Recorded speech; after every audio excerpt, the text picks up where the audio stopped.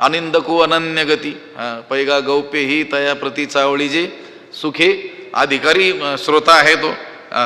ज्ञानेश्वर महाराजांनी अनेक अध्यायातून अर्जुनाच्या बुद्धिमत्तेचं काय केलेलं आहे, वर्णन केलेलं आहे. शब्दतत्व सारज्ञ त्याला म्हटलेलं आहे. शब्दतत्वाच्या मागचं सार जाणणारा तो आहे. लक्षात आलं का?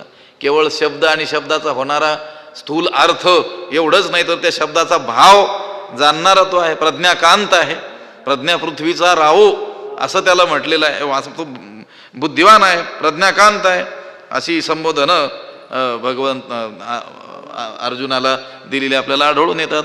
जो शिष्य आहे त्या शिष्याच्या श्रवणाची तीव्रता बघून कोणत्याही गुरूंना काय होईल, आनंदच होईल, प्रसन्नताच होईल. आपण ज्याला सांगतो आहोत तो एकाग्रतेनं ऐकतो आहे आणि ऐकून त्याला ते कळतं आहे. हे त्या सांगणाऱ्याला जर कळालं तर त्याला काय होणार, आनंद झाल्याशिवाय राहणार नाही. म्हणून भगवंतानी विचारलं की या माझ्या शब्दाने तुझं चित्त इतकं कसं काय प्रसन्न झालं, तुझं मन समाधान पावलंय का?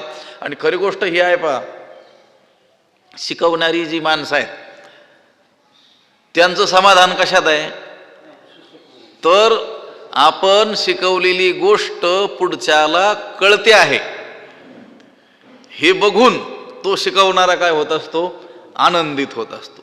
आपल्याला नेमकं काय सांगायचंय, आपलं तात्पर्य, आपल्या मनातील भाव जर त्या समोरच्या शिकणाऱ्या व्यक्तीला कळाला आणि हे जर त्या गुरूंनी त्या शिक्षकानं जाणलं तर त्यांना काय होतो, प्रचंड आनंद होत असतो.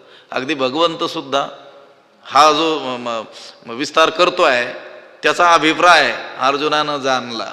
त्याला आश्चर्य वाटलं, त्याच्या चेहऱ्यावर भाव फुलले आणि ते भगवंतानं पाहिलं, भगवंतानं त्याचं मनोगत जाणलं आणि मग हसून देव त्याला म्हणाले, अरे माझ्या या बोलण्याने तुझे चित्त इतके का बरं प्रसन्न झाले आहे, असं भगवंत म्हणतो. त्यावेळेस अर्जुन देवाला म्हणतो, तव अर्जुन म्हणे देवो परचित्त लक्षणाचा रावो, भला जाणीतला जी भावो मानस माझा.